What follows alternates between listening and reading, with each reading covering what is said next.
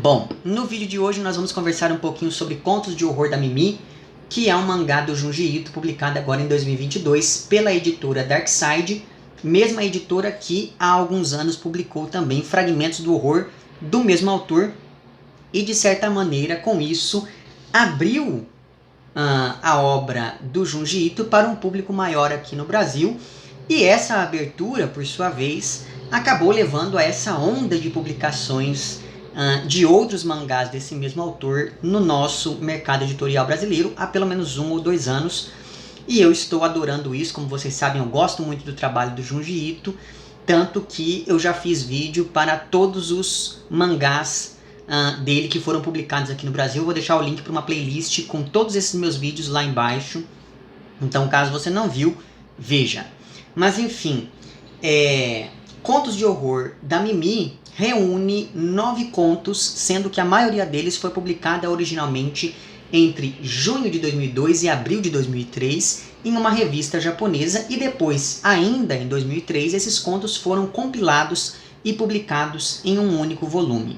Uma coisa muito importante a ser dita logo de início é que esses contos são, na verdade, adaptações de alguns relatos compilados em livros por 2 autores japoneses. São eles, então, o Hirokatsu Kihara e o Ishiro Nakayama, ou algo do tipo.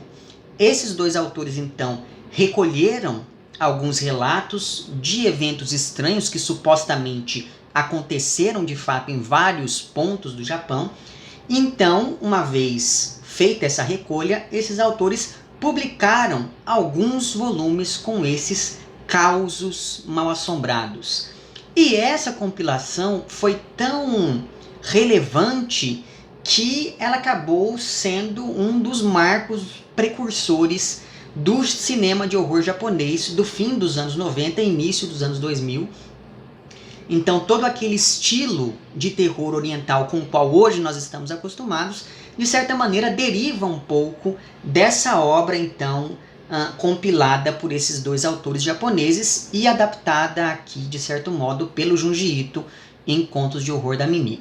E isso, quer dizer, o fato de ser uma adaptação acaba tendo pelo menos 3 consequências bastante evidentes para essa obra aqui do Junji Ito. Em primeiro lugar, como é uma adaptação, nem sempre os contos têm elementos que a gente associaria de maneira mais direta a outras obras do Junji Ito, por mais que os desenhos consigam imprimir ali o estilo do autor muito bem aquilo que ele está narrando. É bom sempre lembrar que o roteiro não é dele, e isso evidentemente acaba tendo algumas consequências. A gente percebe em vários momentos que não foi o Junji Ito quem escreveu aquilo, por mais que ele esteja adaptando. Em segundo lugar, e nesse sentido, pensando ainda nessa questão da adaptação em si, me parece que o Junji Ito fez lá em Frankenstein, da Mary Shelley, inclusive eu também já fiz um vídeo sobre Frankenstein aqui, e naquele meu vídeo eu falei sobre a adaptação do Junji Ito e sobre o romance original, mas enfim, me parece que em termos de adaptação, Frankenstein é melhor do que aqui o Contos de Horror da Mimi. Mas aí é aquela coisa, eu não entrei em contato com o texto original, então eu não posso dizer. O que eu estou aqui levando em consideração é o modo como o autor conseguiu imprimir a essa adaptação características do próprio estilo. E nesse sentido, nesse aspecto, lá em Frankenstein, o Junji Ito foi muito mais feliz. Mas enfim, o segundo elemento que de certa maneira decorre do fato de nós termos aqui adaptações é que alguns desses contos são bem curtos e não ocupam mais do que 4 ou 5 páginas. De modo que eu não vou poder falar deles aqui, porque senão vai estragar um pouco da história, né? E o terceiro elemento que eu gostaria de salientar aqui desde o início é que, por supostamente se basearem em fatos, esses contos têm todo aquele charme das lendas urbanas, que é um tipo de narrativa que me atrai bastante. Não sei se você já percebeu isso. Mas enfim, talvez a principal adaptação que o Junji Ito fez aqui em Contos de Horror da Mimi em relação aos textos originais foi criar uma protagonista única para todas essas narrativas, de modo que, por mais que não exista uma sequência ou uma ligação temporal bem estabelecida entre um conto e outro, eles também não são completamente independentes uns dos outros, graças à presença da personagem título, que é uma estudante que teria tudo para ter uma vida normal, com preocupações normais, como por exemplo o valor do aluguel, que a obriga sempre a mudar para apartamentos com uma localização duvidosa, ou então o relacionamento com o namorado, ou ainda problemas familiares comuns, etc, etc, etc.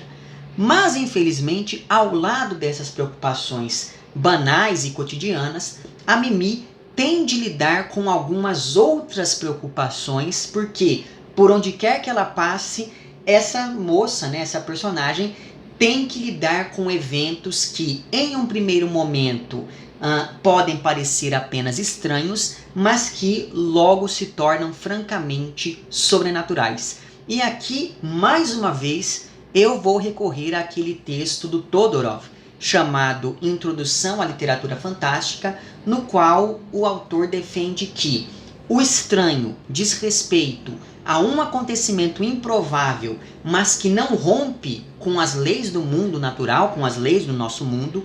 Já o fantástico causa hesitação por falar de um acontecimento ambíguo por ser incomum, mesmo sendo narrado como algo possível de acontecer, de modo que, no fantástico, o elemento sobrenatural surge como algo apenas aparente, ao passo que o natural emerge no texto como algo extraordinário.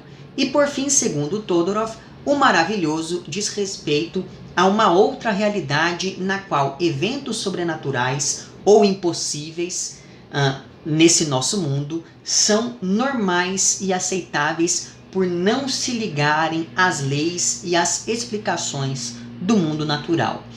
Eu já falei de maneira um pouco mais detida sobre esse texto do Todorov e sobre essas categorias em vários outros vídeos no canal. Vou deixar o link para alguns deles lá embaixo. Aí, se você quiser saber um pouquinho mais sobre isso, veja lá esses vídeos.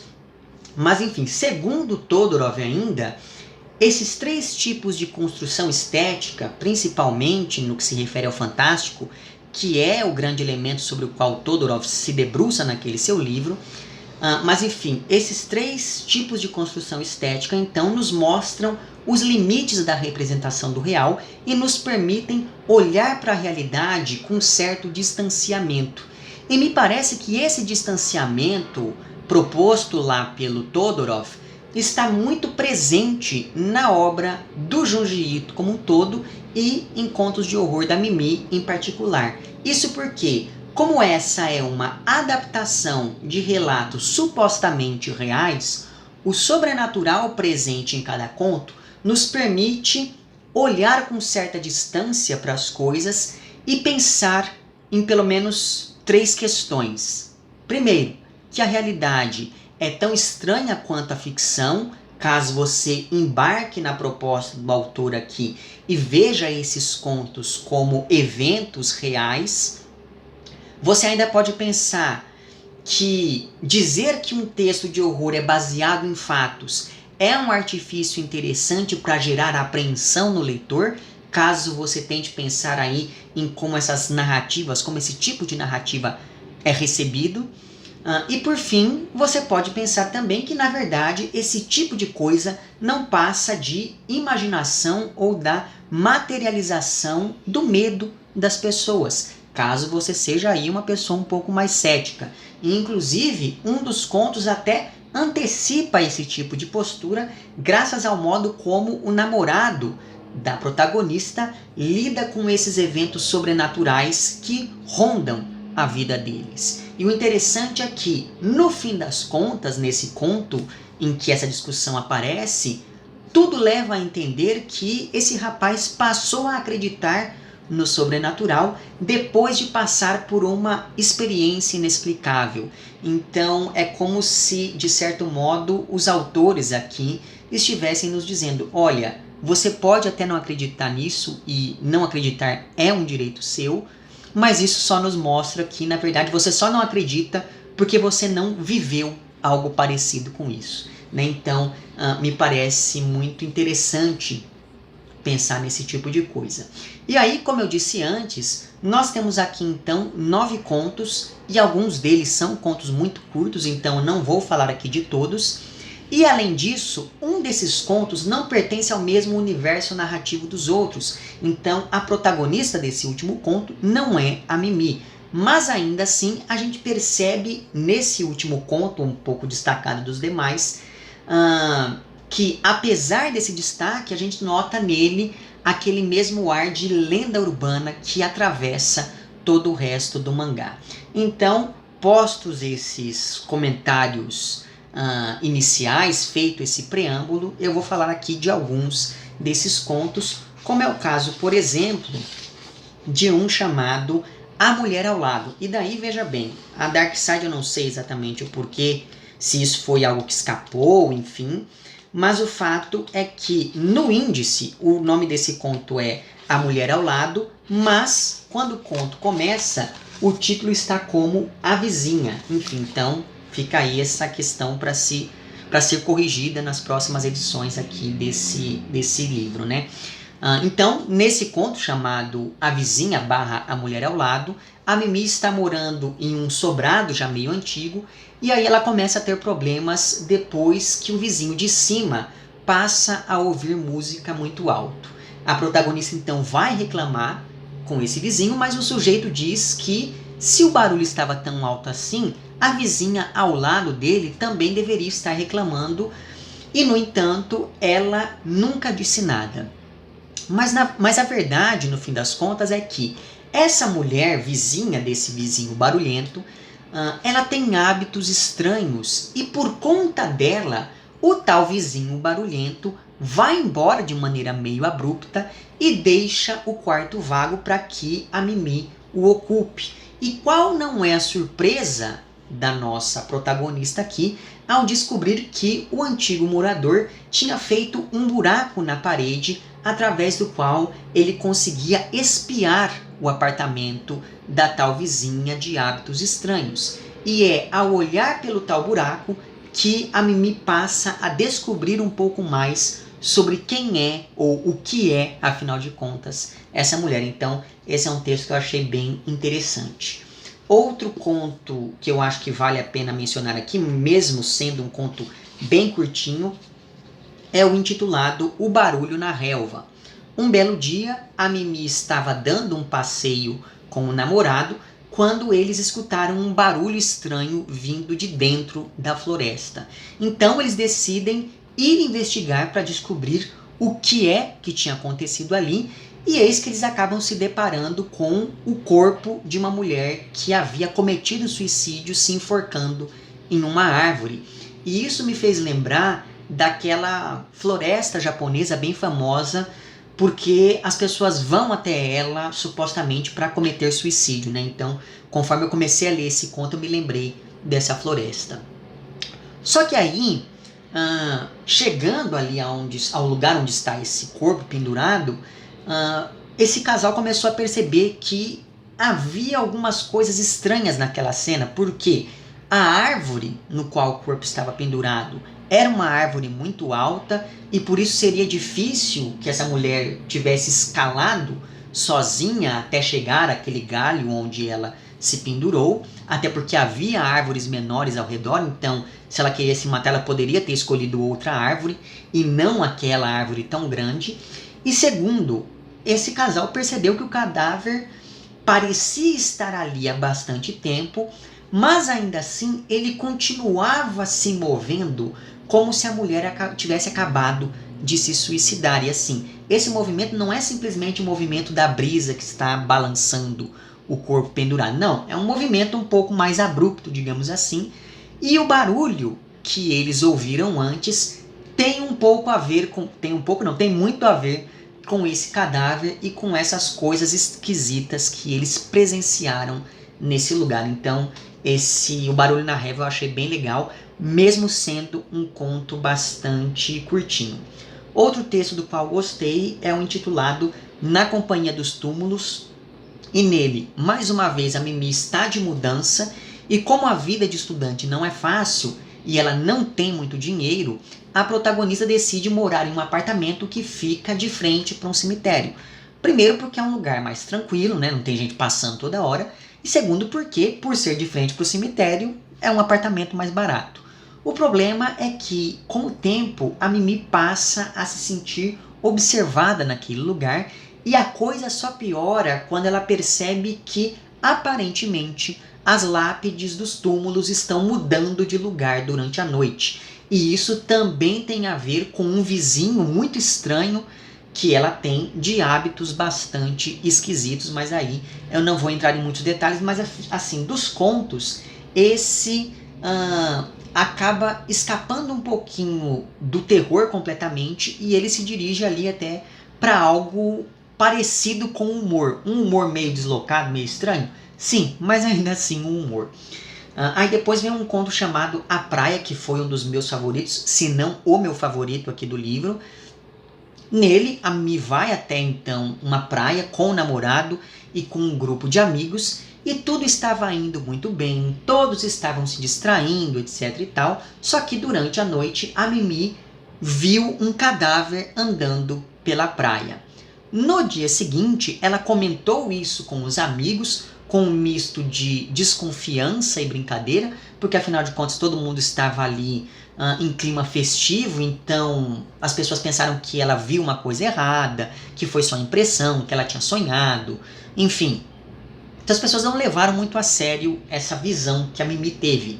Só que uma garçonete estava passando por ali, eles estavam conversando em uma lanchonete, e aí uma garçonete escuta a conversa e diz que na verdade aquele tipo de relato de pessoas vendo cadáveres na praia é muito comum naquela região porque aquela praia ficou amaldiçoada depois de uma tragédia envolvendo o afogamento de um grupo de crianças.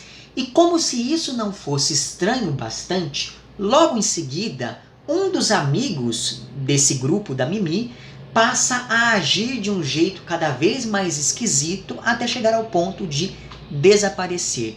E tudo se explica no final do conto quando outro amigo desse grupo revela algumas fotografias que mostram algumas coisas sobrenaturais. E isso me fez lembrar bastante daquele filme Espíritos, a Morte Está ao Seu Lado, que inclusive foi um dos filmes que eu recomendei naquela minha lista de 13 filmes para assistir no Dia das Bruxas. Vou deixar o link para esse vídeo lá embaixo. E aí, falando do final desse conto, sem revelar muito, eu achei que esse foi um dos melhores finais de contos do Junji Ito, porque geralmente sempre tem aquele conto dele que eu gosto muito, mas aí o final eu acabo achando que foi um pouco desnecessário. E isso não acontece aqui, eu acho que ele parou exatamente no momento certo de parar e eu gostei bastante, achei isso bem produtivo e bem benéfico para o andamento dessa narrativa aqui. Bom, aí agora eu vou comentar apenas mais 2 contos aqui reunidos, que também entraram para a minha lista de favoritos aqui do Contos de Horror da Mimi. O primeiro deles vem logo na sequência do A Praia e se chama A Sós com Ela. Nele, a Mimi foi visitar alguns parentes e descobre que eles adotaram uma menina cuja mãe morreu de um jeito trágico. E eu digo adotaram entre aspas porque assim a menina nem sabe que a mãe morreu.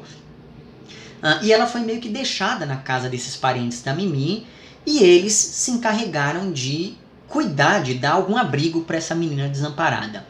O problema é que a garota fica muito apegada a Mimi. E se de início isso pareceu algo bonitinho, olha que legal, a menina gostou de você, Mimi, etc e tal, logo esse grude começa a se tornar meio bizarro, já que a menina não quer ficar sozinha por nada. Ela aparentemente tem medo de ficar sozinha, mesmo que seja por poucos minutos.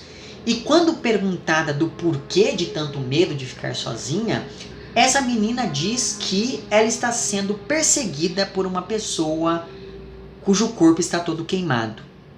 E assim, essa pessoa que persegue a menina, ela tem uma representação bem assustadora mesmo aqui no texto. Assim, esse conto, ele tem muito cara assim de caos, mal assombrado e coisa do tipo, então eu gostei bastante dele. E daí, evidentemente, que de início ninguém leva muito a sério essa história da menina, pensam que ela só teve um sonho, que ela está inventando aquilo. Só que logo começam a aparecer algumas marcas pela casa e mesmo nela que indicam que de fato algum evento sobrenatural está acontecendo por ali, mas aí eu não vou poder entrar em maiores detalhes. E o último conto que eu gostaria de indicar aqui para vocês, que também entrou para minha lista de preferências, é o conto chamado Boneco de Assombração, que é aquele que não tem a Mimi como protagonista, mas também tem esse ar de lenda urbana.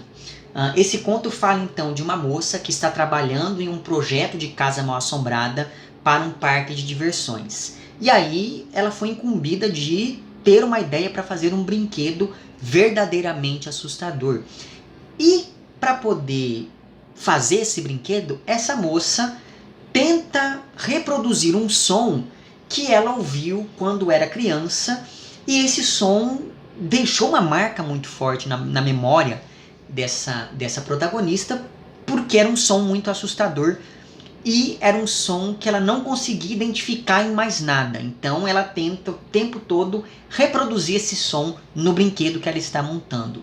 O problema é o que ela faz para conseguir reproduzir esse som, bem como a reação das pessoas que entram em contato com ele. Então assim, também é um texto muito interessante e que entrou para minha lista de preferências. Então veja, desses textos que eu mencionei para vocês aqui, rapidamente, os meus favoritos foram então A Praia, A Sós com Ela e O Boneco de Assombração.